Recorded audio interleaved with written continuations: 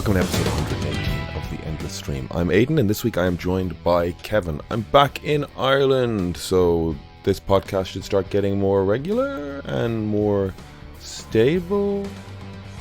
Nah. Each week we take some of the endless stream of content brought to you through Netflix, Hulu, Amazon, YouTube, Spotify. Wherever you get your content, we take a chunk of it, we watch it, and we talk about it. This week, Kevin and I are talking about The Flash, we're talking about Indiana Jones and the Dial of Destiny, and we're talking about any and all random things that we watched on Netflix, YouTube, Spotify, Hulu, wherever you get your content, we take a chunk of it, we watch it, and we talk about it. I stayed up late watching The Witcher, and then forgot to talk about The Witcher. Head over to Spotify, head over to iTunes, like, subscribe, rate, review, all of those good things really help us out. On top of that, you can head to Instagram at The Endless Cast, where we put up artwork and clips to go with each week's episode. And that's a great place to send us a message. Tell us if you agree, tell us if you disagree, suggest something for us to watch, chat to us over there. You can also send us an email at theendlesscast@gmail.com. All of that being said, let's get into the episode. The boys are back in town. The boys are back in town. The boys are back in the town. The boys are back in town. Aidan, welcome back. How's it going? To town. My monitor's broken. Your monitor's broken. I came back and my monitor's broken. How does that make you feel? Fine. Indicative of your life in Ireland? Basically. Back to the broken trash heap that was once your life. I didn't think you'd break down this quickly. Good to have you back. I turned on my computer for the first time this morning and I'm so sad. A cat knocked something off a shelf. I assume it was a cat. I came in and something was off the shelf. Assume it was a cat. And there's a nice big white crack down one of these monitors. It's not the end of the world. I'm just going to dwell on it. Thank God you still have your Argos warranty. Did Argos leave the country? They're gone. Oh shit! I was like, why is he saying? Oh yeah, they're gone. Well, that's all right. Look what I found when I was cleaning. I found my GameStop card. GameStop card. So wow. I can use the money I've got on this to walk into GameStop and buy something, right? Yeah, I think GameStop is still here. Are they gone? I didn't know they were gone. I thought they were shutting down. They're gone? They're gone, I think. Okay, fair. Yeah, it's a different world since you left, actually. Is it? There's been a lot of change. Yeah, man. Argos is gone, GameStop is gone. HMV reopened. Did they? Yeah. Interesting.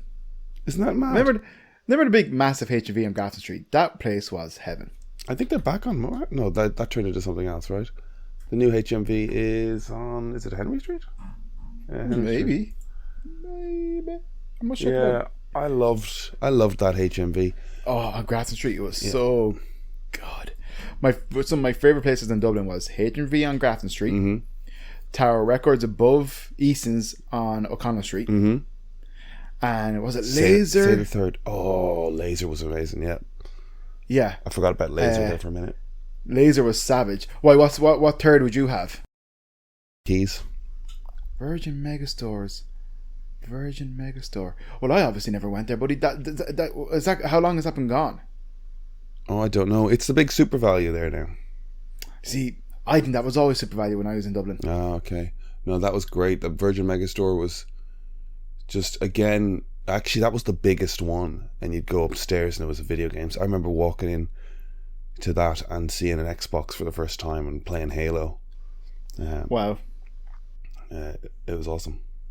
You know, I came in from 2007, I think, and became Zavi, but Zavi wasn't there. I don't know how HMV became Zavi. I don't know, sure, some sales things, but that Virgin Megastore might have closed in 2006, 2007. Right, and that's when you arrived, was it? I moved up in September 2006. Right. September 2006. So that would tell you kind of like, yeah, that's why that's not as much of a core memory.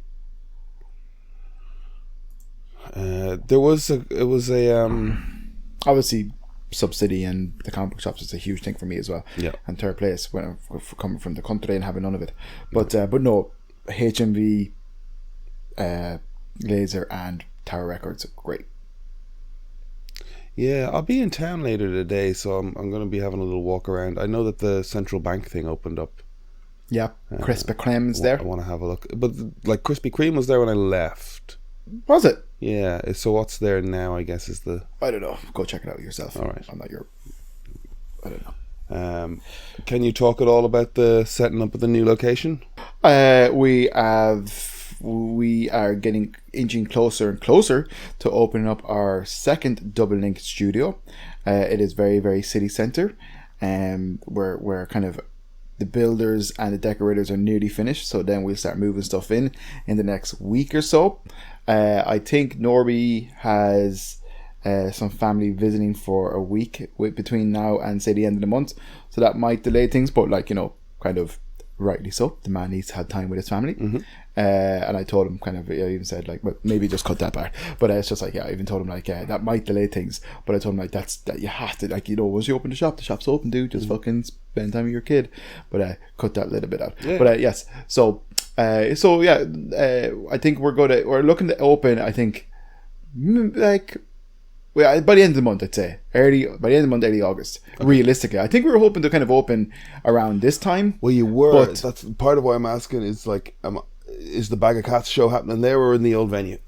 I'd say, but just assume it's going to happen in the old shop. Okay, all right. Just assume. I've told Norby that as well. Kind of like, we can have it in either or, but I'd say safely just assume it's going to happen in the old shop. Okay. Good. Just because it's just easier not to put more pressure on that scenario. Okay, but like if we get close there, like I'd be picking up the chairs and stuff the day before, you know, so that's the 28th. So I guess let me know a little closer as to where I'm bringing chairs. Yeah, but I like I said, assume it's the old shop for sure. Even if the new shop is up and functional, it might just be the old shop. I have plans for the old shop, but we'll talk about that again another time. I probably mentioned about before. I don't know. I probably didn't. I'm not going to say it.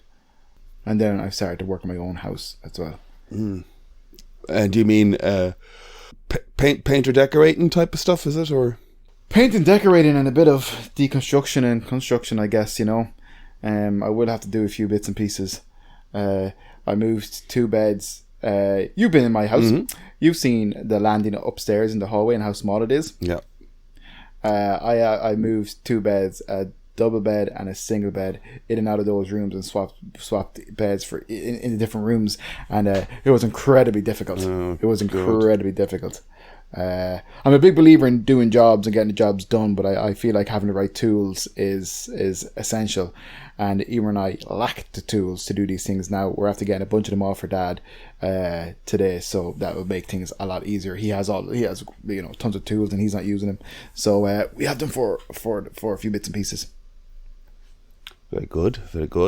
But yeah, you'll have to come out and check it out again. It's been a while. Yeah. You can try and fix my boiler. I spent. Oh yeah, you were painting. Oh yeah, like before I left Chicago, Chris and I painted his living room. So that was 2 days of. Shout out to Chris. Painting. Shout out to Chris. Chris, hi Chris. Chris listens. So that was. I nearly said fun. It was great when it was done. It was work. And I was tired and sore after, but it was great. The place looked. What colour did you paint it? White. From what colour? White. White to white. Yeah. Yeah, that's fair. You could repaint things. It was a freshen up, you know. Yeah, that's what I mean. Yeah, it's fine. And it's a slightly brighter colour. I painted. I'm sure I said it. But I painted a kitchen. Or you've seen the kitchen, that red kitchen. Yeah. I painted that white. Yeah. That was tough. How many coats did it take? 4 walls and ceiling. Yeah. It was hard. Oof. Yeah, never again. But go on, sorry. No, it was funny getting the materials, because like Chris, again, you know, you go and you check what colour paints, you know, you get a few samples of white and you do little test pots on the wall and see which ones you like in the light. But when we were doing that, we were getting the tests at Home Depot. We were standing beside someone who was getting like 9 or 10 different colours, and it was friendly and it was funny, and like, you know, she was there with her husband and 2 kids running around, and she was like, we're painting our entire house, and she was like, I'm so stressed, we're doing so much. And we were like, yep, we're painting the walls white. And she was like looking at the samples and we had, and was like kind of laughing at the idea that we had 3 shades of white to look at. Yeah. But then was kind of going, oh, you're doing the right thing, that's the way to do it, actually look at it, you know. take to consider it, because like having painted my own kitchen, I realized that it's like exactly that, there is different types of whites, and what you want is it matters. Yeah, I got a little spiky. I was being playfully a dickhead because she had just gone on about how they were repainting their entire house. There were 4 of them and someone else living in a tiny whatever while it was going on, and was stress. And then she started being sarcastic about us comparing our whites, and I went, yeah. Well, we're just going to slap these test pots on the wall, go for a drink, go to a movie, get up tomorrow, do some painting, then we're going to Six Flags, then we'll do a bit more painting, then we're going to go see that Mission Impossible, have a few beers, like I was just like... Having a life outside your horrible family life. Yeah, exactly. Yes, you're right. But there is different types of whites, man. There's different types. Yeah, no, 100%. We picked the third one. It was great. So then I got on the plane. I want to say yesterday, but today is Sunday now, so I guess it was Friday. Checked in at 1:30 on the plane by 10 to 4. Then they told us that there's something going on with the airspace near Boston or into Canada or something, so we had to sit in the plane for 2 hours before we could take off. But also that they needed to give the gate to someone else, so they needed to move the plane. So I would complain more about that, except I immediately fell asleep and woke up in the air, so great, man. I can't I can't complain too much.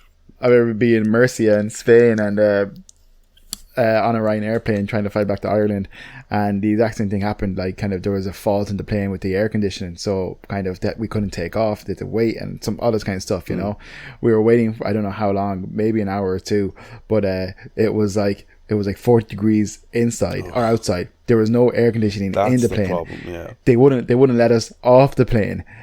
People were fucking like sweating buckets and passing out, and then they were like, okay, we can give you guys water, but you have to pay for it when we take off. And then everybody just fucking went mental. There was almost going to be a fucking riot. Like, it was nuts. People were just like, you can't hold me against my will, I have to get off this plane. That's fucking crazy. Like, it was getting on, I don't know, 35, 40 degrees. Oh, maybe I'm over exaggerating that. But it was supposed to be 90 that day. I don't know what that translates back to. Fahrenheit, yeah, I wouldn't have a clue.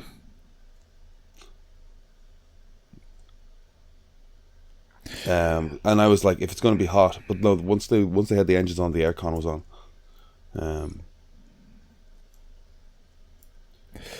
Did you see that video of the woman on the plane going like, that guy's not real, there's something wrong with him, he's not real? No. Apparently, like, kind of, I've seen it a few times that people are freaking out and trying to kind of talk about what happened and this and that, and I was just like, that person's having like a mental breakdown. This is really intense. Or they're experiencing some sort of kind of like health issue. But apparently it might have been a viral, or a viral campaign for Secret Invasion. Oh. Yeah. It was a Secret Invasion thing. It might have been viral marketing for Secret Invasion, because it's. I think there's been one or two kind of like weird viral marketing stuff, but yeah, it's just a girl having a meltdown on a plane, having to be dragged off the plane. Oh, well, it seems like a bad idea. I haven't watched the new. Are they on episode 3 or 4? 4, I think now. Okay, I skipped the last 2. I watched the last one. It's very short. It's like 37 minutes long. I don't mind them doing like different timed episodes. Lengths is great, but like, I don't know. I just hadn't connected to it at last I saw it. Like, I heard you guys talking about it on the last episode, but like you were, I don't know. Scruff's position seems very agnostic on it. I guess he's kind of flat on it. He's like, it's fine, it's going along. And I'm just like, it's actively bad. It's I like it, but yeah. I think it's actively good. Yeah, I've watched enough espionage stuff, and I'm sure you have too, where it's like, I see all of the tropes they're playing with. I see all the scenes that they're touching off, but I don't care, and they feel like the discount version of, 3 Days at the Condor or All the President's Men or whatever, whatever tropey espionage things they're doing. It just feels heavy. It's just or heavy-handed or broad-strokey. That scene in the art gallery that you're talking about, Yeah. Skyfall, Yeah. like straight from Skyfall. But like, Skyfall did it better. And they're in an art gallery in public, and the guy playing the villain Gravik is yelling at Ben Mendelsohn's character Talos. As far as both of them know at this point, they're in public, and he's like full volume monologuing around a room, and I'm like, what the fuck is going on here? And then that scene is short to a point that it's pointless, because then it cuts to them sitting down in the cafeteria. Oh, the gallery restaurant. Oh, the cafe. Yeah, you want to call it. Yeah.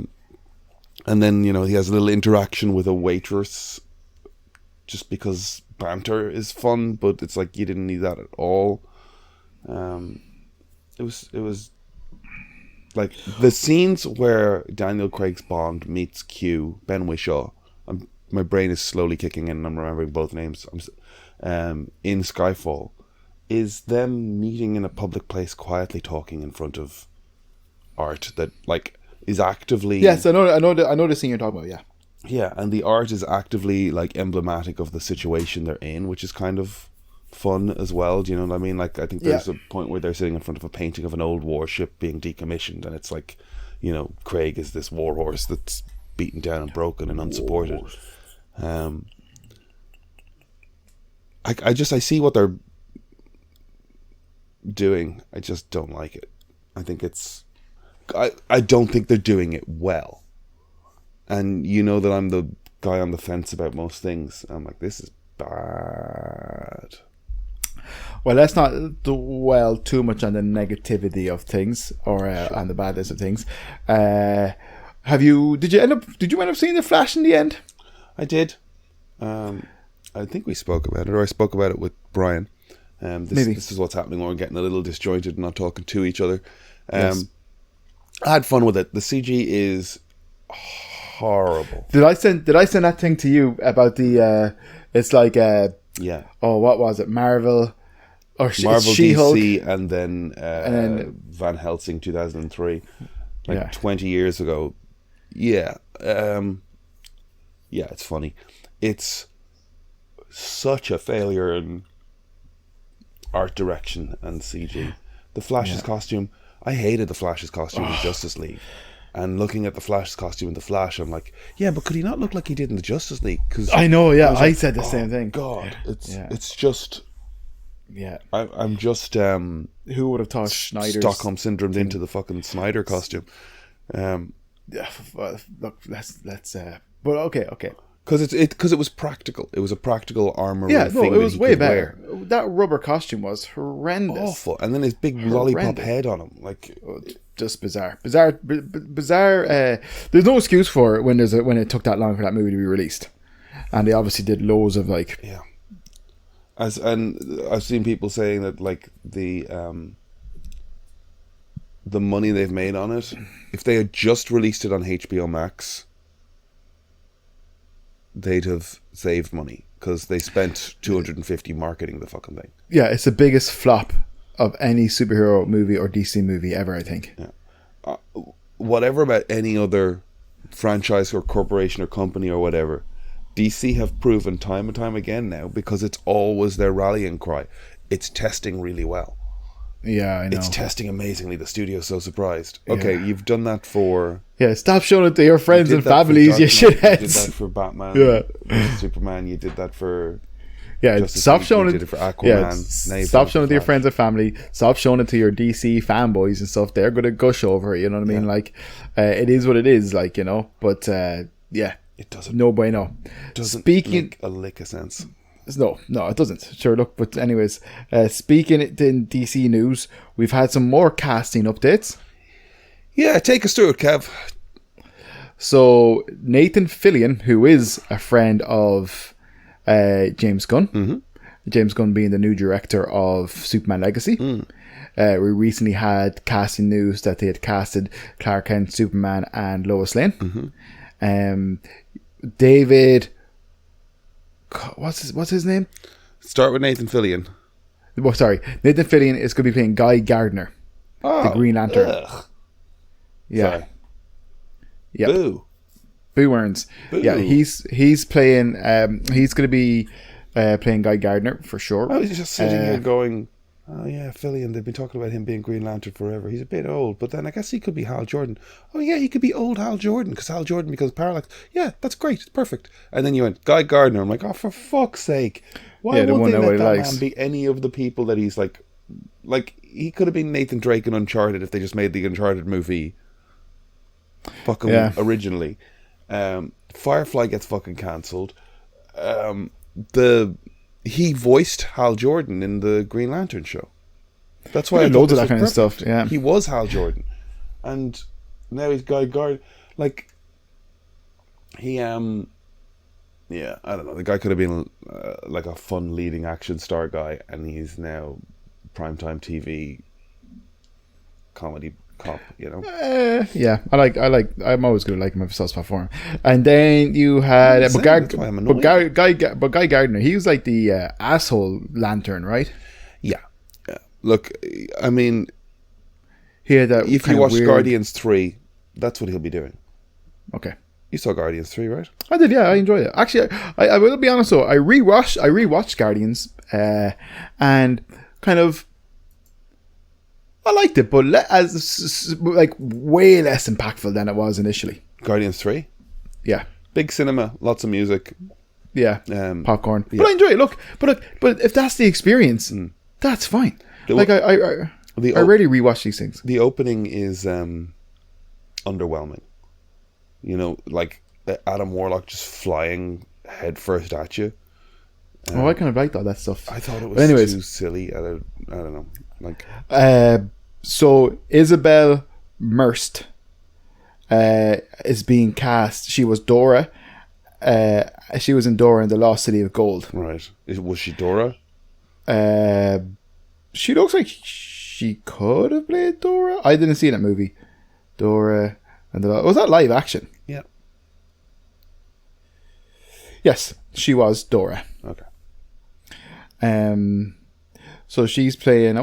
She's playing Hawkgirl, but they don't know. I didn't think they specified which Hawkgirl she's playing. I'm not familiar with Hawkgirl or really Hawkman in any capacity, so I wouldn't know the different variations of them. And then, I apologize to Eddie before I butcher his surname. Eddie Gategi? Spell it. Gathegi.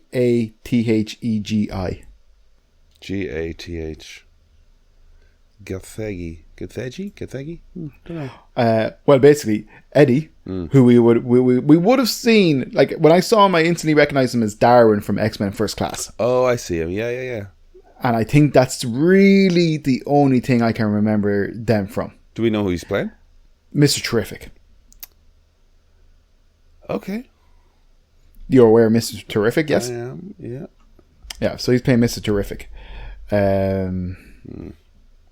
James Gunn. Okay. So, like, look, after that guy was also in the second Ghost Rider movie, which is kind of sad, I think. Eddie Gathie. Was he? Oh no, was he? Maybe he wasn't. No, he's been working.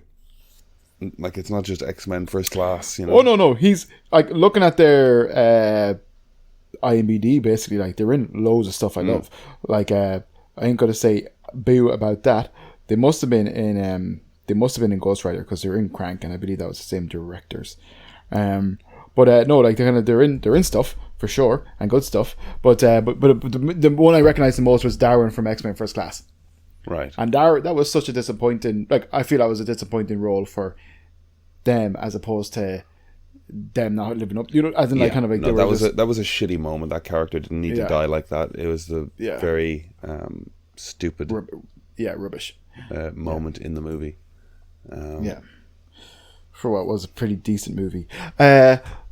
Big news this week as well. Oh, look, okay, so that's the DC kind of casting stuff there. All right, so that's my... Okay, so we've got... We think that she's playing Hawk Girl, Hawk Woman, whatever they're going to call her. She definitely is. Okay. That's a tough character. And I mean that simply because we've seen Hawkman in Black Adam as well.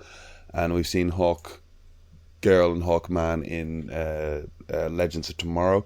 I simply mean it's tough because that CG on those wings is a nightmare and can look goofy very easily. And then Do you think Ben Foster looked goofy in X-Men The Last Stand? I don't, but I also think they didn't use him much. No, they didn't. Such a waste of an amazing actor. Yeah. Anyways. And they kept them wings undercover most of the time. Shout out to Ben Foster if you want to come on the podcast, pal. We shoot the breeze. Sure. If you're listening, probably isn't. Probably is actually, to be fair. What time is it? Yeah, he's probably listening. No, yeah. It's his podcast hour. Yep. He scans the waves. But yeah, so I know you're saying can look a little bit like it can be a bit janky. How did you feel he looked? How did you feel Hawkman looked in Black Adam? Bad. Fair. I think everything in Black Adam looked terrible.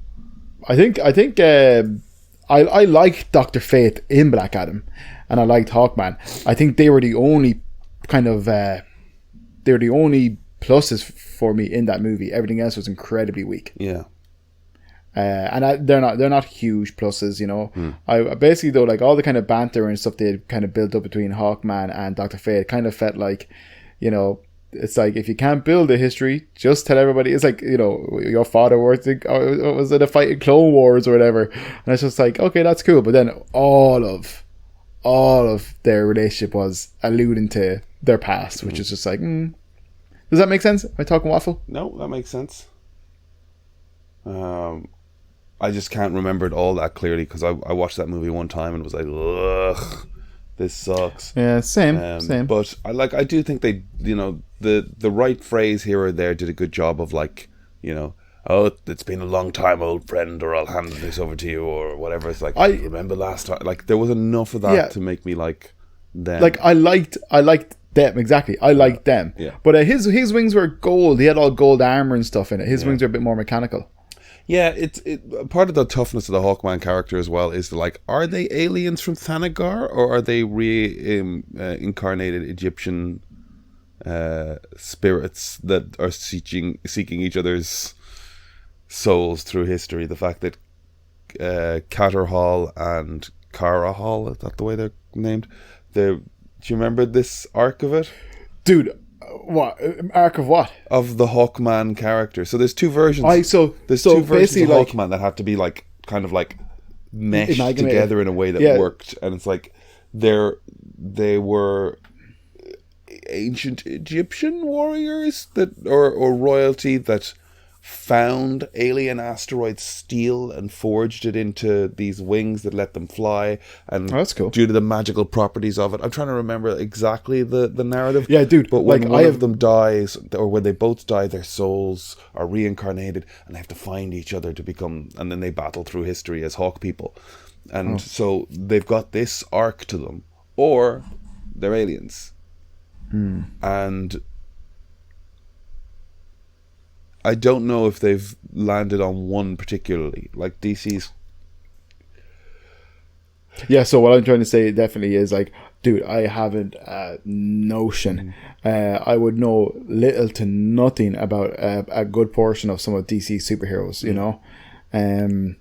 Because, you know, there was like, I think, like, look, Marvel's definitely more guilty of it now in recent years than, say, DC and stuff. But I always feel with DC, like, yeah, like you'd have like 3 or 4 Green Lanterns, you'd have 3 or 4 Hawkmen, you'd have 3 or 4 Hawkgirls, you'd have 3 or 4, you know, just like kind of like people picking up the mantles quite often, interchange, you know. Yeah.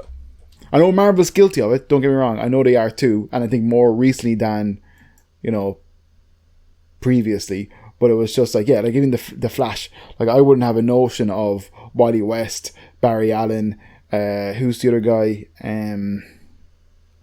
Barry Allen. No, I said Barry Allen, Wally Weston. Who's the original? Oh, Jay Garrick. Jay Garrick, yes. He's the guy with the army hat and Yeah. Yeah. So yeah, I was just saying, like, I know Barry Allen the most out of all of them. Right. Then you have Reverse Flash and all these different things. Yeah. Not a clue. Not a notion. Like, I wouldn't know much of DC's CB tier superheroes. Where I would have known a lot about like Moon Knight and different people before. Yeah. DC. Sorry, I just hit myself in the nut. That's DC, great. You saw that live, did you? Yes, but it was also a great noise. Yeah. Wow. Hilarious. But go on, buddy. Sorry. Yeah, I mean, DC suffered from it a lot because it was DC's an amalgamation of a bunch of publishers. They bought up smaller publishers as they went on, and they had to fold characters into their world. I just pulled up the wiki. Carter Hall, ancient Egyptian prince, or reincarnation of Prince Khufu. Qatar Hall, Katr, honoured police officer from Thanagar, and his wife Shiara, using anti-gravity belts and their wings to fly. Fair. And then there's a couple other ones, but it's like, that's the key. Those are the key where they were like Qatar Hall or Carter Hall, where they were trying to like relaunch it. I don't know. Like, what did they land on in that Black Adam movie? Do we remember where they landed with him? Is he Iron Man and he made some armor, or is he? I can't remember, buddy. I'd be lying if I told you.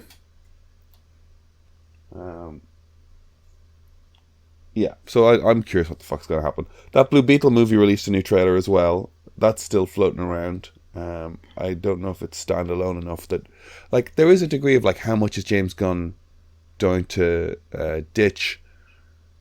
How much is James Gunn going to ditch? Because like, Peacemaker's successful enough for him. He likes Peacemaker. That's solidly in there. Yeah, but I'm just kind of like a bit bummed out that Peacemaker is coming out after Superman Legacy, which means you're not going to see Peacemaker season 2 till like 2025. Right. Well, time will fly fast. We're rushing towards the grave at this point, with nothing to show for it. Well, yeah, in your case, yeah, for sure. But if you open yourself up to new experiences like Chicago and other things, and like, you're changing your job and all that kind of stuff, that prolongs time. It makes your life feel longer. But I don't know if you want to do that. That's why I'm a man of routine. Make those days blur together. So we heard. I would have mentioned. I went to see Asteroid City there last week. I've heard it's very self-indulgent. Possibly one of Wes's more self-indulgent projects, but I also didn't hear. I also heard it wasn't terrible. Who did you hear that from? T-Rat. I went up with T-Rat last Saturday. Myself, Emer, and Tara had a great day out. But Tara had seen Asteroid City and said she loves Wes Anderson. In fairness, herself and Brian probably put me onto it originally. Yeah. But she just felt it was a little bit more self-indulgent than his other projects. Yeah, it is. That's really fair to say. It's more self-indulgent than his other projects. French Dispatch as well is definitely in that vein of things. French Dispatch was self-indulgent, but I liked it. I liked the individual stories. I didn't realize that was kind of like a short anthology type of thing. Yeah. No, yeah, if you haven't seen it, watch it. It's fun. This, again, lots of nice sets and fun worlds and stuff. But he seems to have picked this sort of character archetype or this performative style that he likes, where everybody's just deadpanning and no one's like, there's no clear characters. Do you think our podcast would be more popular if we behaved like that? No. I can give you a flat no on that. A deadpan no. A deadpan no. Everybody's just No. talking very flatly, saying kind of funny things, but it's like, it's not. It's derivative.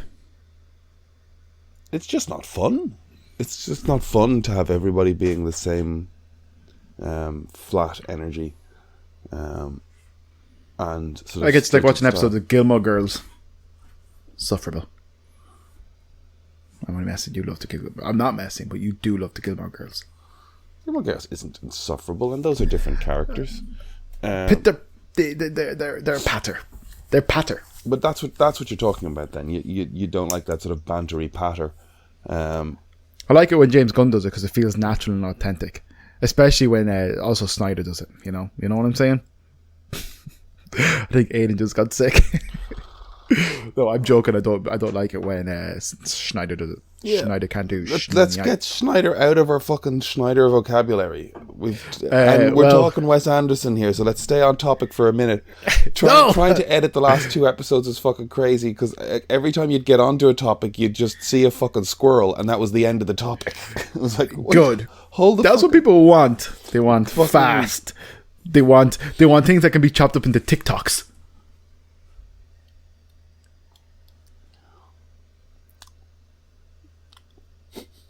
TikToks.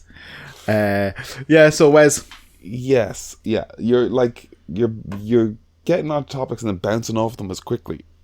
And we had that with, like, do you remember 2 episodes ago when we started talking about Secret Invasion? It was the only thing the two of us had watched.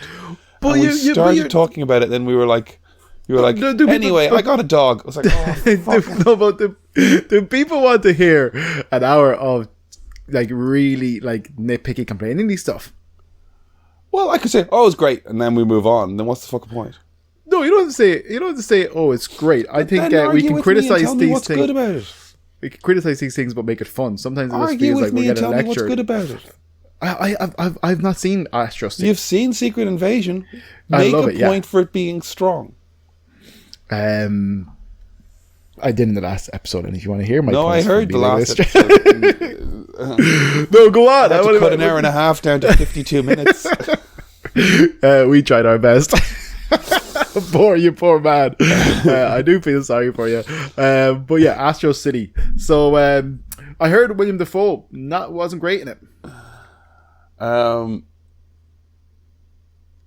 That's interesting. Okay.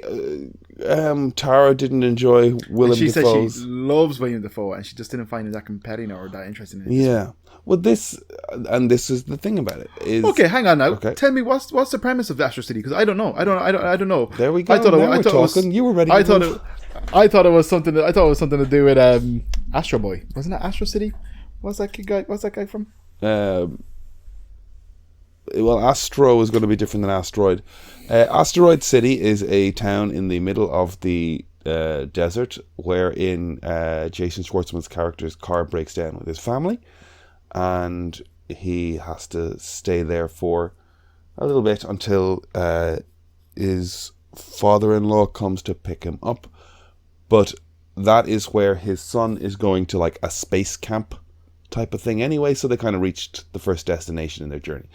So there's a bunch of, like, space cadets or brainiacs kids with, like, weird inventions, and that's fun. You know, like, the little kid has like a disintegrator ray, and one of them's built a jetpack, and it's like run by the military, where they're doing military testing, and it's the site of an asteroid impact X amount of 1,000 years ago. And during one of the ceremonies in relation to the space cadet thing, the kids thing, a UFO lands above them and takes the asteroid. Wow. In a very fun, creepy, weird way, using animation very nicely. And once a UFO appears above them, the military quarantine the place for a week, so they have to spend that time amongst each other. Okay. So that's fun, and there is fun stuff in it, and like that's the problem with, or not the problem with, but sometimes the trick with Wes Anderson movies is I watched it and I came out of it and I felt a bit cold about it. But the minute I'm retelling it to you here, I got a big smile on my face because it's kind of fun and silly and goofy, and I want to see some of these scenes again. And Chris was even saying, I think he said it took him 3 times with Moonrise Kingdom before he was like, I love Moonrise Kingdom, because there are nice things in it.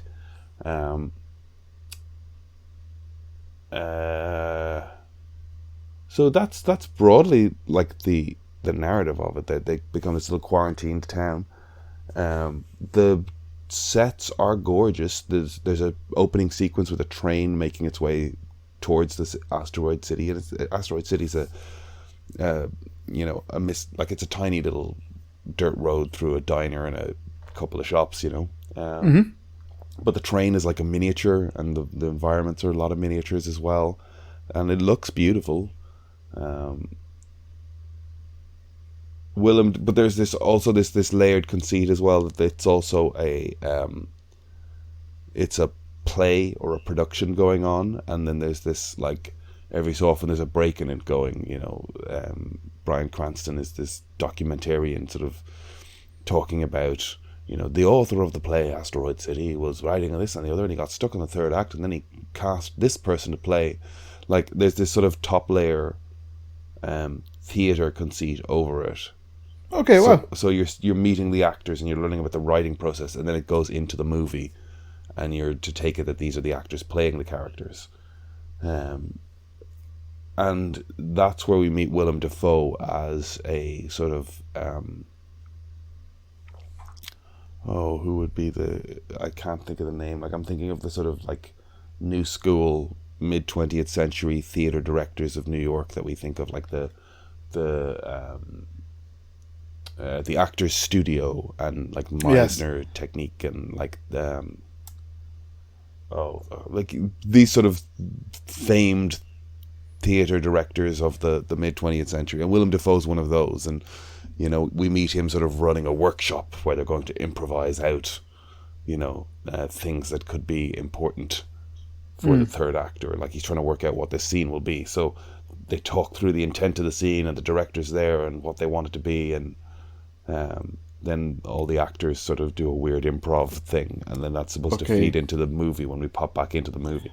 Okay, so I can kind of understand how it may be perceived as a little bit. I think when actors and directors kind of sometimes do actor and director stories and stuff, they can feel a little bit insular, which might be construed as self-indulgent. But yeah, and that's fair. And the same thing's to be said for again, Wes Anderson is a movie and theater director, or like, he's a nerd for that stuff. He loves it. Like, yeah, of course, and he's reflecting that in his work, in the same way that he is a huge fan of the New Yorker, and like a lifelong fan of the New Yorker and their journalists and the vibe of that magazine and the golden age of that magazine. So when he goes to then make the French Dispatch, it's a love letter to this thing he loves. So yes, yeah, both of them are particularly self-indulgent,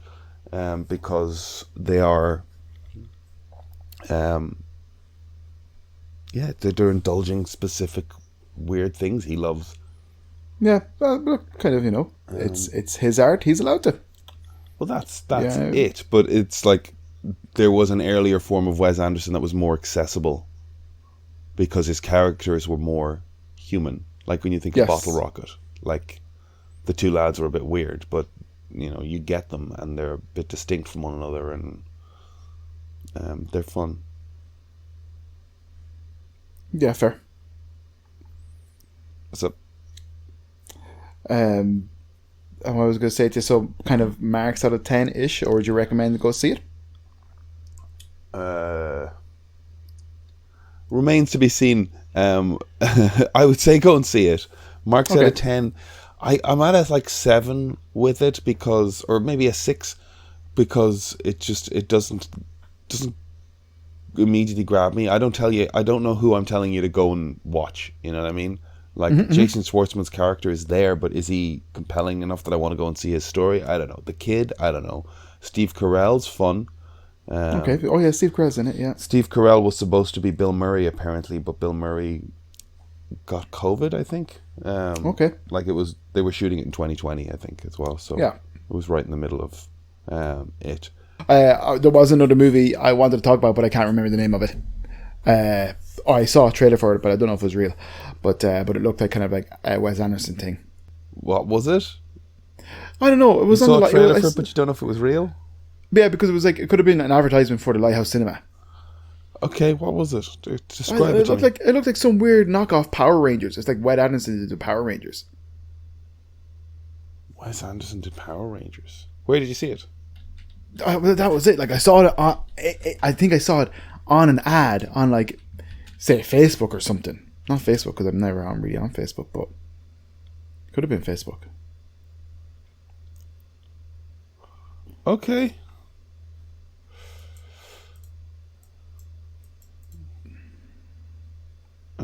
I guess not. I don't know what it is. I mean, if we've no information, we can't talk about it. Oh, here. Okay, sorry. I see it there now. Smoking causes coughing. Is that the name of it? Yes. Smoking causes coughing. 2022 film. Review. A group of vigilantes called the Tobacco Forces is falling apart. To rebuild the team spirit, their leaders suggest they met for a week-long retreat, returning to save the world. Director Quentin Dupieux, distributed by Gaumont, is French. Fumer fait tousser. Is this an English remake of French? No. No, I'd say it's a French movie. Okay. I'd say it's the Lighthouse Cinema, you know. 4 Fumer, stars. That looks crazy.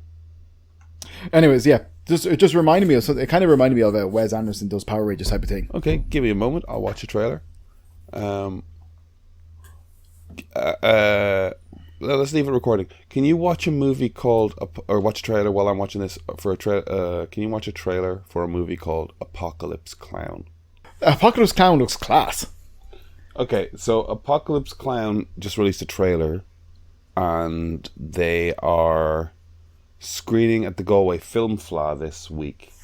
When a mysterious technological blackout plunges Ireland into anarchy and chaos, a group of washed-up clowns are forced to traverse the country for one last shot at their dreams. It's... I don't know. Like, in the trailer, there's a moment where they're just like, there is no entertainment sources anymore, and there's no TV, and there's no TikTok, and this and the other, so all that's left are clowns. But it also looks, I don't know, fucking mental. It looks great fun though, right? Yeah, it looks a great crack, and it looks nicely produced. It looks nicely, has a nice finish to it and all that jazz. And what's his name is in it?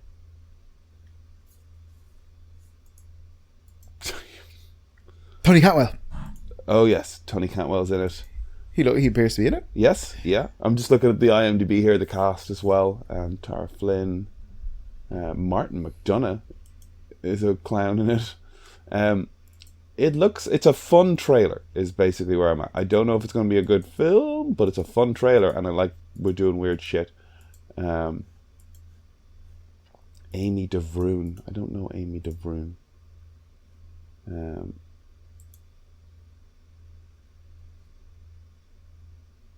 She was in Jason Bourne. Okay. It looks good, doesn't it? It looks like a bit of fun. Yeah, I think it looks really good. Erin McCarthy's in it. Emily Roon, Tara Flynn, she's famous. Yeah, it looks like fun, dude. Looks like it look like a bit of crack for sure. Yeah, and it's good to see. I don't know. It's good being excited about an Irish film, isn't it? Yeah, for sure. Yeah, it's good to see some familiar faces in there as well. Some local talent. Indeed. I don't know David Earl, who seems to be the lead. He's the guy that was in... oh my God, what's it called? He's in a few things. Yeah. He's a British actor. Yeah. That's what confused me for a moment, was like, is this Irish or British? But Yeah, satire. he was in It's British. Brian and Charles, Derek, and The Afterlife. So he's done a good few things with the likes of Ricky Gervais and stuff. Yeah, I like that moment in the trailer where again there is something to I say again a lot. I gotta stop doing that. There is something to a deadpan British accent as well, where it's like, what are we looking at? You Yeah. know, he's like, I'm a man trapped in a box screaming. It's like, right. And, Yeah, the second hand doesn't help. Yeah. People need to watch the trailer. It's very funny. Yes.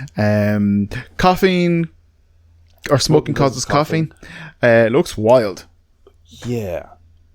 That does look like a weird mishmash Power Rangers thing. Yeah, I don't know. That's one of those ones where it's like, I don't know.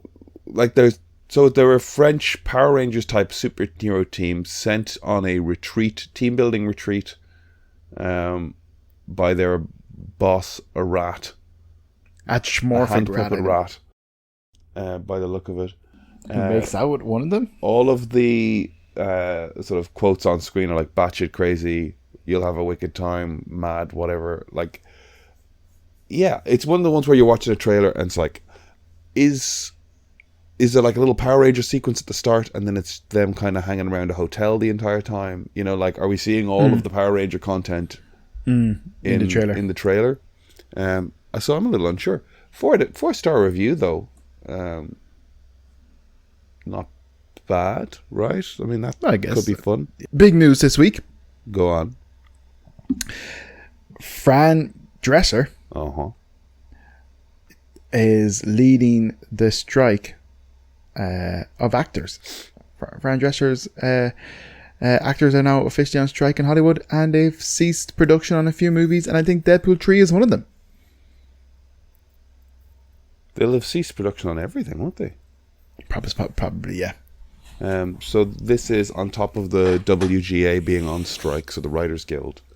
Now the Screen Actors Guild is on strike as well, so both of them are on strike at the same time, and kind of quite rightly so. Yeah, for sure. Because like with AI now and stuff, they're concerned about things like that, and you know, background actors not having any rights, and yeah, it's pretty crazy. Well, that the background actors thing, I hadn't thought about that. I saw somebody saying that one of the things they want to do is digitally scan background actors so that they can load their image into a database and just AI them into scenes going forward, and to own the likeness of these people. That's horrendous. In perpetuity, and just replace them. So like people, there are people, jobbing actors or actors trying to make a living and going to auditions who are surviving by doing these background performer roles, and they're proposing just automating them away. But you'll always have people that, you know, where, you know, kind of you're striking against these things, and I understand that and stuff, but you're always going to have people that be like, yeah, also I like this, and it's just like, I don't think you realize the implications of that and what that might lead to, you know. I was watching a clip of somebody talking about that AI coding is pretty fucking good at this point. Mm-hmm. Like to the point where you can go build me a website, or I need a function that and the other using ChatGPT or something else, and the code will be generated within a margin of error that's pretty strong. Yeah. And this person's argument was, within 5 years we won't need coders. Ugh. You'll need somebody to interface with ChatGPT or an AI. That's it. You'll have just people who, because like, you know, I have ChatGPT or whatever, you know. I was testing out there for a while. It's basically useless if you don't know the proper plugins and prompts. Yeah, you have to. Like, I haven't like, used it. It's not that it's basically useless. It's like, no. If you don't but have I mean, a like, need for it or know what you're trying to do with it, it's. Yeah, but that's what I'm saying. Like, kind of, there's an aspect of it that kind of like there's people who know how to use it and use it correctly. Yeah. And guess that's what I'm saying. There's like, it may, you know, skill might be a little bit of a strong word to a degree, but kind of, yeah, okay, you might have on one side of things, you might have, like, say, coders being less and less, but on the flip side of it, that's going to open up maybe new occupations for people who have to kind of, you know, converse with ChatGPT and do all these prompts. But and blah, blah, blah. That's it. I guess we just need to adjust to the world going forward. I mean, how do they used to program computers? Exactly. You know, how are computers programmed in the 50s when it was done on tape? Exactly. You know, like how? Yeah, and actually, look, even like if you think about it, the invention of the internet and the email and stuff, and all the kind of things that people would have been like, oh my god, that's going to get rid of X, Y, and Z, and it probably has gotten rid of a good portion of stuff. But it's also, as much as things close, doors close, doors open. Yeah. You know. And like, hey, look, you know, if we eventually become a society that's, you know, kind of not ran by, but if we're basically become a society that has utilized AI in a good way, and it helps the world and society and stuff, maybe human beings would have more time to spend together and focus on their personal lives. You know, they might help us strike a better balance between work and, you know, home and hobbies and all that stuff. You know. Yeah. You know, that's me being optimistic. Yeah, like it's tough because it's like yeah, the world moves forward. You just got to adapt to the new. Like saying it's like useless if you don't whatever. It's like so is a fucking tool set if you don't know what you're doing. I suppose. You know? Yeah, but 100%, dude. Like it is like, you know, it's not as like basically everybody can use a hammer and a nail. Fine. Like I can go on to ChatGPT, I can ask them stuff, and I can find aspects of it useful. But there's it's, you know, there's a spectrum of how useful it is per person, and to your average person now at this moment, it's not so useful. Yeah. You know, but there is obviously smart people out there using these things to do some pretty crazy stuff. Like I'd have to sit down. I'd actually have to sit down and look into it more. I just don't have the time. Maybe what I'll do is I'll set up ChatGPT. What I'll do is I'll upload all of my WhatsApp conversations into ChatGPT. I'll upload my voice into something else, and then I can just turn off my camera here and then be like, oh yeah, guys, I'll do the podcast, and then you're just talking to ChatGPT. AI is scary. Me scared of AI. Nah, don't be. We've all, like, you know, there's people that are scared of the internet. Rightly so, maybe wrongly so. Who knows? But look, there's always going to be something. You just gotta, you know, focus on the things that make you happy. Go with the flow, and don't be left behind. Don't be left behind. Things are scary. But you embrace these things too. Like, you know, basically you embrace these things, or you try to educate yourself with these things. Like I know people that say when I started in the tattoo industry were very much against say the use of iPads or rotor machines and blah blah. And it's just like, but they've made, and sensor machines and things, but they've made our life so much easier. Yeah. It has not taken away a single aspect of the creativity, which is ultimately what we want. You know what I mean? Like, but people are just being like, no, I'm not going to do Instagram. No, I'm not going to get an iPad. And then all of a sudden it's just like, you know, you're being left behind. And that's only because they willfully chose not to go with some things. You have to, like, you know, like I didn't want to go on TikTok. I'm on TikTok. I've kind of learned that, like, maybe, you know, TikTok is kind of fine for kind of, you know, posting the odd video and stuff, but realistically, like, kind of, I'm better off investing my time in Instagram. Like I'm potentially not missing clients on TikTok because I don't think people on TikTok are necessarily, it's used differently. Yeah, I don't know. Like I think the TikTok thing, as well, as much as anything, is TikTok's very personality driven. So just putting up a reel of, like, here's a bunch of tattoos doesn't do much, you know. Like it needs the person going, hey, what's up? I'm doing a tattoo. Come and look at me as I do that, you know. Or hey, today I'm doing this, or, you know. I suppose I'll have to do it eventually. Like, I'm not opposed to it. You just but the thing is, you just, like, yeah, you know, you have to do these things. Well, you do and you don't. But, like, yeah. Well, if you're self-employed and you rely on it, you do. Yes, that's it. Yeah. You got to build your presences. Yes. I don't know. I'm going to delete my Twitter. Fair. I'm not using it. I'm on Twitter, but I never used it. I use it to look at other people's art. A very, you know, just a handful of artists have followed on it. But if it's like, I haven't been on it in ages. I don't even know if they're still posting stuff on it, to be honest. Yeah. No, I reached a point with it where I was just like, I'm way too fucking frustrated with it. I installed Threads. Ooh, I'm not doing that. I don't want to get into that. I don't want to be told why I shouldn't do that either. Yeah. It's done. I'm not doing it yet. I'm not doing it yet. I'm not sure that you can. I think I was able to do it because I was in America at the time. Yeah, it's not being approved here in Europe yet. And it's connected to your Instagram. So if you ever delete Threads, you delete your Instagram. Just FYI. Yeah, that'll be fine. Yeah, fair.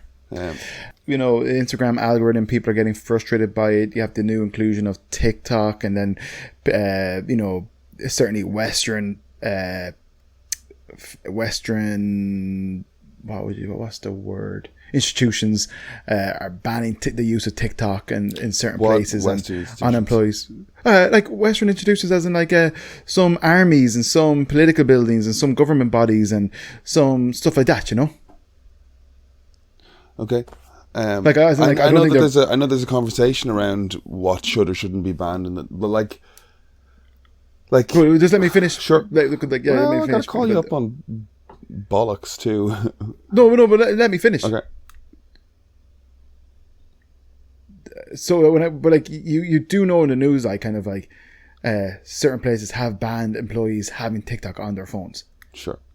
Right. And I'm saying Western. I'm just saying Western institutions because obviously it's not an issue in China. It's a first kind of global Chinese or non-American kind of social media, which obviously, you know, America doesn't like. Yeah.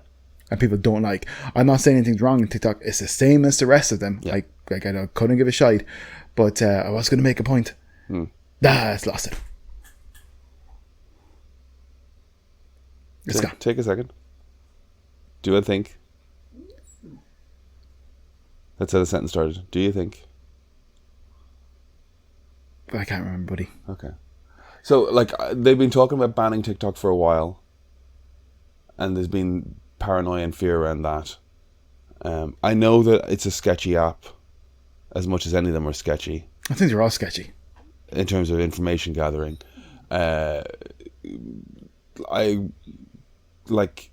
There is a degree of, like, of course, if you're on a military base, or I think if you're on a military base, you shouldn't necessarily have... Well, I would have thought, like, yeah, don't have Facebook, don't have Instagram. Well, this would be some of the thinking or what I'm getting at as well. It's like, if I've got especially if it's a corporate or a business thing and you've got like a work phone, you shouldn't have playtime things on there anyway. Yeah. If you're working somewhere that kind of is in and around sensitive information, like, even if that's in a bank... Do you know what I mean? Yeah. Hard to know. I do think, I don't know, I think that social media is a fucking a perennial thing to complain about, basically. I'll keep scrolling TikToks, I'll keep scrolling Instas. I've got places, I've got an existence to suffer through, and I'm going to pass the time somehow. I think there's pros and cons to all of these things. If it helps a sad man get through his unbearable existence, that's great. If it helps an artist make a living, that's also great. I'm hoping to go and see Mission Impossible either today or tomorrow. Oh, very good, exciting. If I can stay awake. Get some snoozies in today. I haven't watched Mission Impossible since Mission Impossible 2, I think. That seems improbable. I started watching 1, and then was just like, I am 1996. No. I mean, I started watching one of the recent. Sure, my older brother Benny said the same thing the other day, and I was just like, yeah, I haven't seen the Mission Impossible since Mission Impossible 2, and Benny actually loved Mission Impossible 2, so it's funny that he didn't see any of them because I thought he would have. Shout out to Benny, but I've not watched any. And I think I was watching one with Brian, and like they were flooding a city or something, but I kind of turned it off. But I thought it was class. Mission Impossible 2 was 2000. And how do you know Brian without having seen any of these? You should, basically. It's like, it's good. No, I know. I mean, like, they're kind of, they're top tier action movies. Yeah. That doesn't make sense, dude. I know, yeah. You should have seen these. Not should, but like, check them out. They're good. Yeah, I know. I think if I've seen any of them, I might have seen 3, but I don't really know. Do you know, like, do you know where there's a Scottish guy and he's a villain?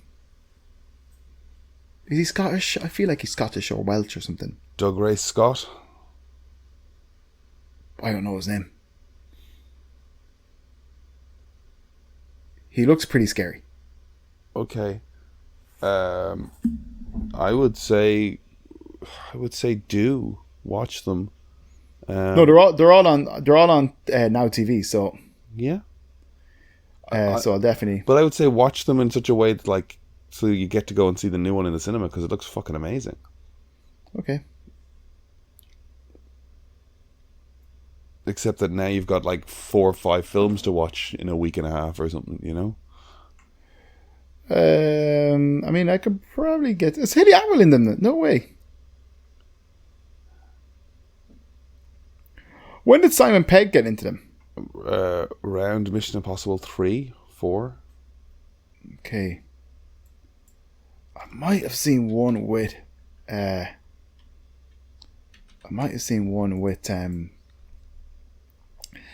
Simon Pegg in it, but I don't really know. Vin Reams. I've seen one with Vin Reams in it. Well, he's in the first one. He's in all of them. He's not in all of them. I thought he passed away. No, he's not. He's still alive. I'm sorry, Vin. Yep.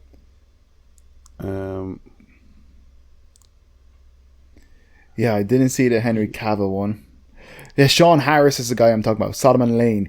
He seems pretty scary in them. Yeah, he's a great actor. Yeah. He does that sort of terrifying fucking stare into the distance thing. Yeah. Mission Impossible 3 in 2006. So Simon Pegg has been in them since, like, Mission Impossible was the first, you know, it was what? It was bringing back a franchise. It's got a Brian De Palma angle on it. Mission Impossible 2 had a John Woo vibe to it because it was John Woo directing. But Yeah. from Mission Impossible 3 onward, regardless of who was directing, it became clear that it was a Tom Cruise produced vehicle. I know the first 2 kind of were, but it really became clear that, like, no, we're not letting this go. We're doubling down on this. This is my Bond franchise, and we're doing practical visual effects, and we're getting big stunts, and this is going to be a thing. And so it's kind of from Mission Impossible 3 forward that it became the sort of thing it is now. Probably in the same way that the Fast and the Furious and Too Fast, Too Furious was, you know, like, once it sort of found its footing, then it was off, like, and they're cool. And if you've not seen them, I'd say, like, if you know you've seen the second one, start with 3, move forward, because that's when it really becomes a sort of coherent, consistent world. They start doing things. Maybe it's not as early back as Mission Impossible 3, but I do think that they started making the technology that they use as spies more lunatically futuristic, because, you know, you watch the first one and they're using laptops and phones, and you look at them now and you go, that is technology from 30 years ago. So now they're using things that are, like, very clearly technology from 50 years from now, you know what I mean? Like like contact lenses with full heads-up displays on and things like that, you know? Very future techy in many ways, kind of like, I guess, future-proof the narrative a bit. Go see it, I guess. I will. Or, Did you see Indiana Jones yet? I did. I saw Indiana Jones and the Dial of Destiny. Did you get to see it? I did not know. All right. I went to the cinema this week with my friends, but none of them had seen Across the Spider-Verse, so I saw that again with them. Right. Okay. Well, we've talked about that. Yes. Okay, Indiana Jones and the Dial of Destiny is the 5th outing of Indiana Jones in cinematic form, directed by James Mangold, and it brings Phoebe Waller-Bridge and Mads Mikkelsen and Toby Jones and I'm trying to think if I can think of anyone else who's in it into the fray. It is it's something of a kind of a swan song for Indy. It's trying to be a little bit of a response to Kingdom of the Crystal Skull, which is much derided. It's good fun, man. It lost the run of itself a little bit towards the end for me. I had an idea in my head where I wanted the third act to go, or the ending sequence to go, and then it went somewhere else. And I'm like, oh, I mean, this is fine, but it's not what I wanted. I had a vision of something, and I won't even go into it because I don't want to colour your viewing of it. That's easily done. The face replacement stuff, the de-aging thing, I think works really well. I did not, at least maybe in the cinema I was in, maybe it looked better than some other cinemas. I don't know, but I was watching it going, that's young Indiana Jones. I'm happy enough with that. There's enough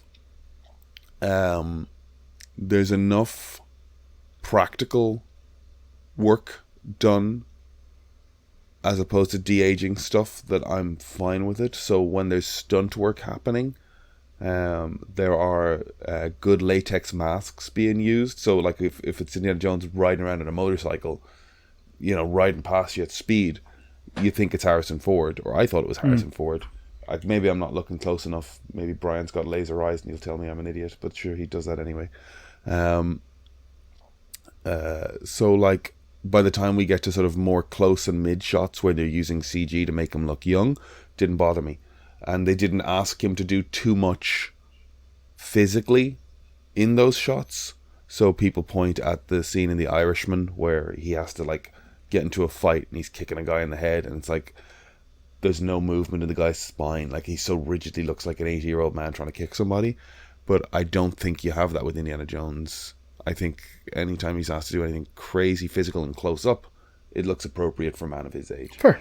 In distance, when he's running around the place and like he's completely in shadow running through somewhere, and like it's a stunt man in a rubber mask, but like, or even a stunt man with CG face replacement. But we've seen things like that with like the driving scenes in Logan. There's some great close-ups of Hugh Jackman driving that car, except Hugh Jackman's not driving that car. It's just face replacement. The story itself, some of the chase scenes, because Indiana Jones often is a lot of chasing around the place, some of the chase scenes go on a bit long, but there's great locations. Phoebe Waller-Bridge's character is fun. I had a great time with it. Like, again, I would have liked, I have a thought in my head for what that third act could have been, and it didn't do that. I think I might have preferred my thing, but of course you do. It's not the end of the world. It's a nice swan song for Indy. I did hear somebody saying of Harrison Ford's character on another podcast, and I kind of agree to some kind of things. It's like, why must we always come into these characters being miserable? Like we left Han Solo, we left Indiana Jones, and we left Deckard in Blade Runner. Mm-hmm. I'm trying to think of any other Harrison Ford characters, but we left them riding off into the sunset. Deckard a little more in the grey area of whether or not he was going to have a happy ending. But like, why must we come into a mid-70s Indiana Jones living in squalor in an apartment in New York City, alone and depressed and miserable? Like, why couldn't he be? Yeah, why if he's the hero, like technically, and these are like, our stories, why isn't he happy? Why can't we come to a happy ending with it? Like, or find him living his sort of happily, like, just being older and a bit bored. There's a moment in Indiana Jones and the Dial of the Destiny where John Rhys Davies is there as Sala, and Indy has made it possible for him to move to America, and he lives in New York with his family. And as it's in the trailer, so I'm not giving anything away, but as he's sort of bringing Indiana Jones to an airport, he says, "I could come with you. I miss the desert. I miss adventure. I miss the sea. I miss what each new day will bring." So what we've got there is a man who's happily living his life with his family in America, who wants to go on one more adventure.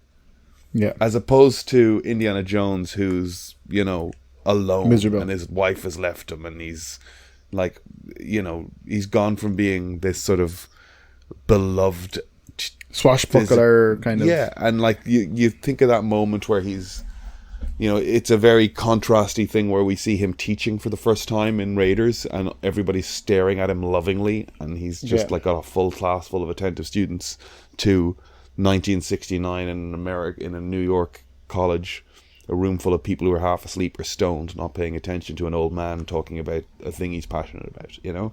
Yeah.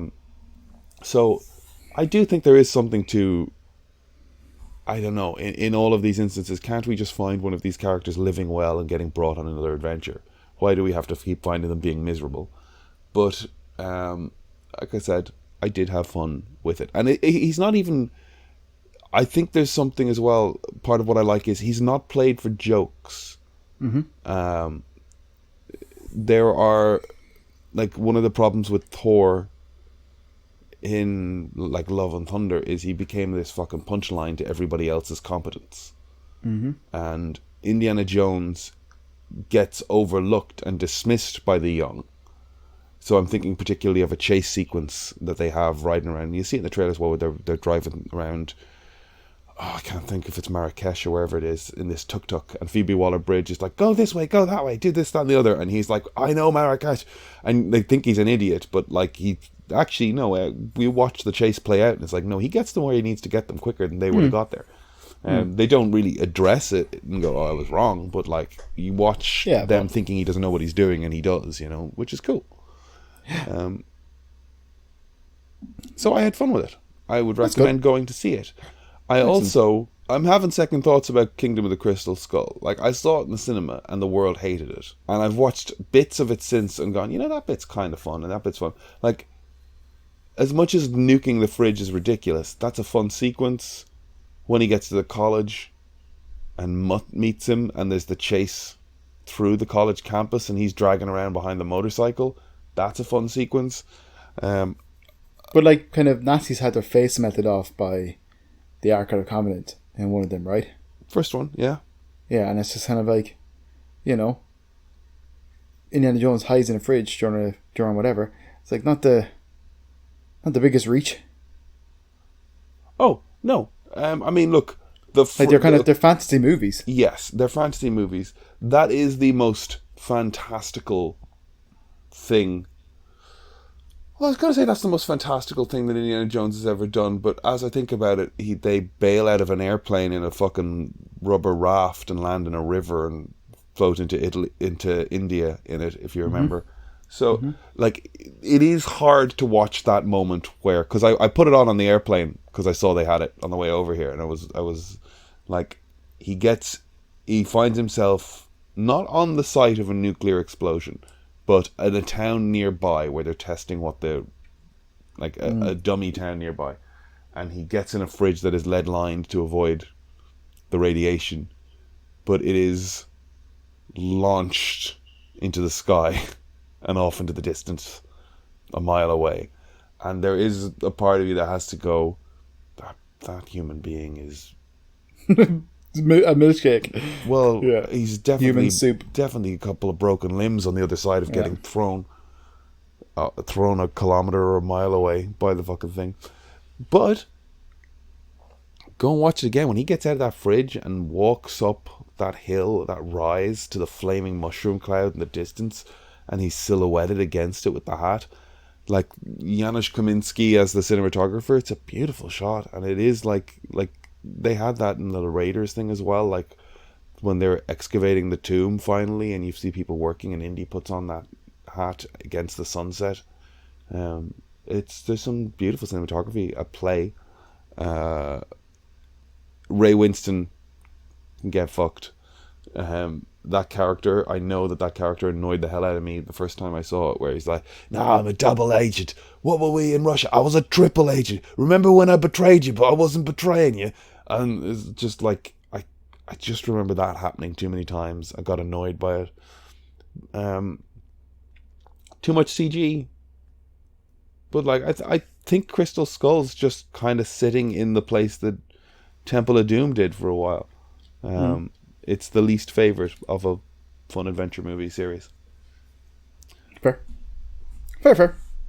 Yeah, doesn't take away from the first ones, I guess. Yeah. Go see Dial of Destiny. Watch Young Indiana Jones. Try and find the versions where they're movies and have Harrison Ford in it. Yeah, there's one or two of them, isn't there? Yeah, and there's a version where he's 95 in it.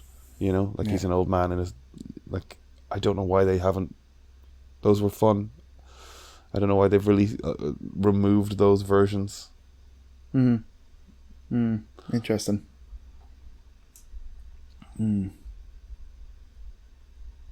But you can't watch them anywhere.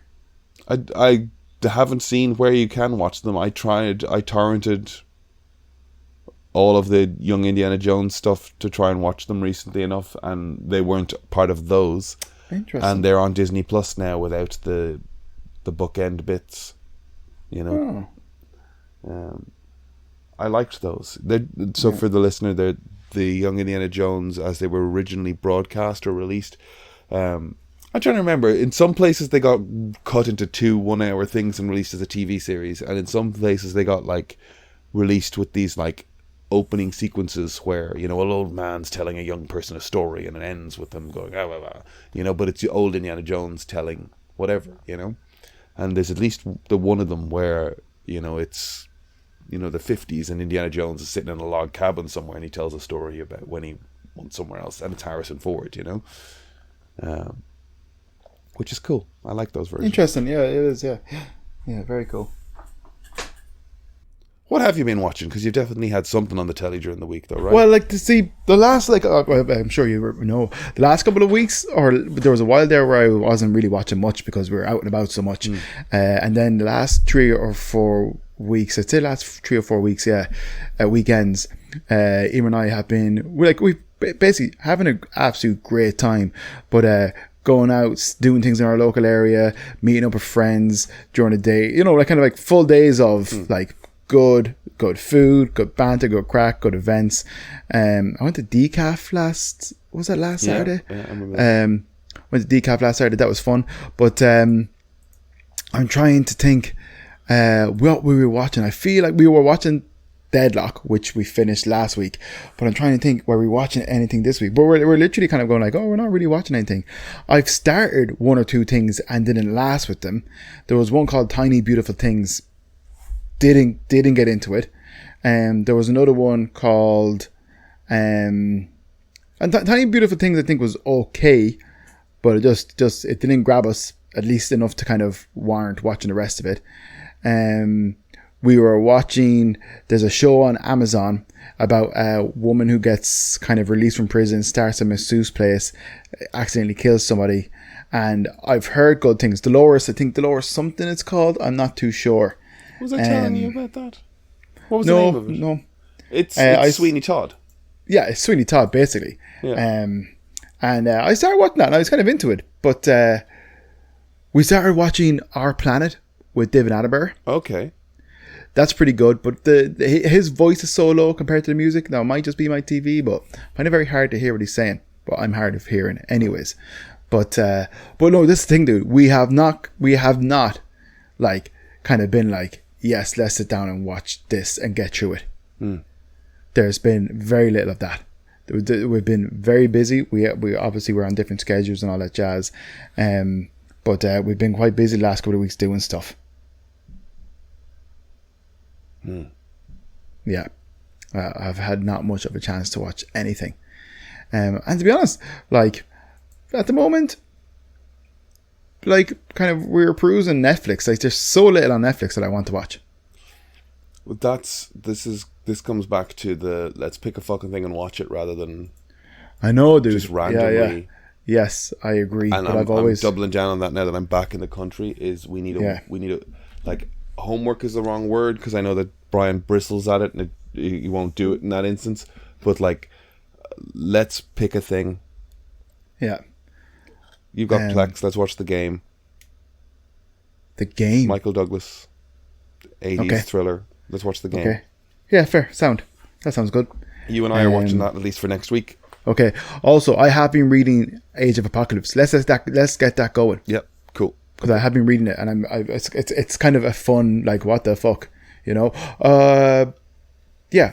I'm going to try and read a little bit more comics as well.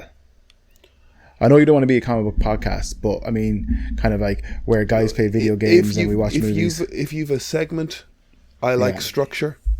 Yeah, me too, buddy. I think that's where we're lacking. Yeah, I think we're just I think, aimlessly coming in, and I like structure. Let's pick a movie. Okay, so for next week we're going to watch the. Hold on, I'll pull it up on IMDb. We were just looking at what fucking movies of history to watch.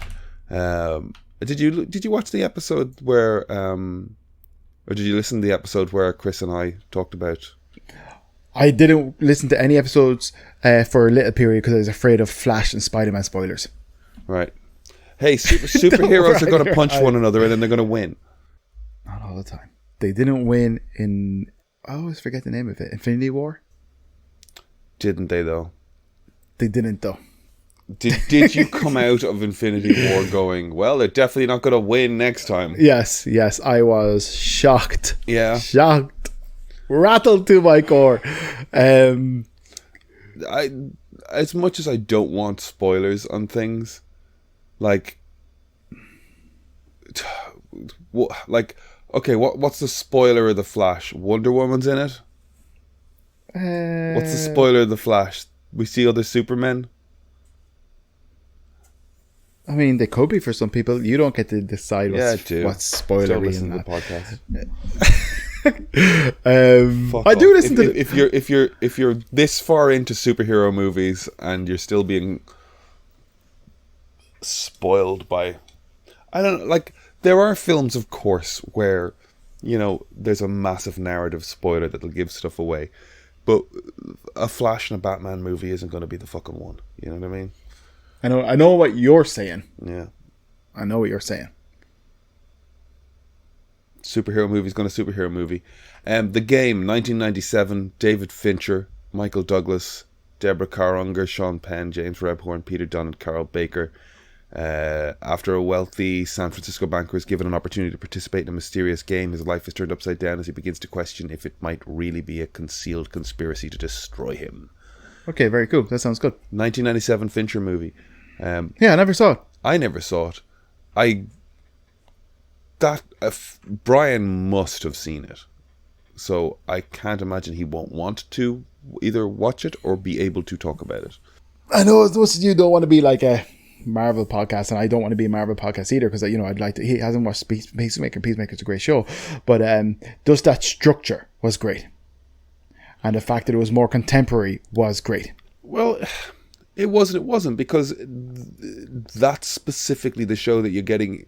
That's specifically the content that you're getting into that is spoilery for people, because it's a week-on-week thing, and it makes us a thing where people are afraid to listen to the episode, because if we're going to talk in any way in depth about a thing, we're going to talk about spoilers. Yeah, but okay, well, I don't mind talking about spoiler stuff. Yeah, as long as the three of us have seen it, because it makes it easier for us to talk about, and then you can just caveat the episodes with This is spoiler heavy, and that's fine. That's fine. And I think just like that, then I'm fine with it, dude. But that's why I'm more like, this movie is 1997. Statute of limitations of the spoilers is up. Fuck it, yes, we're exactly. going to talk about it. Let's pick fucking films. Like let's come away from watching a film. Let's come away from a week. There's no reason why we aren't getting through 52 episodes a year, coming away with 52 films that we didn't see from the last 100 years, as opposed to we saw a new popcorn movie, Yeah. I do have a day planned next Saturday with Mark Stokes where we're going to meet up early, and for some reason Mark, and I've agreed to it, and we're going to do it, Mark really wants to watch all of the Fast and Furious movies. You're going to watch the Fast and Furious movies? Yeah. From scratch? Pretty much. Okay.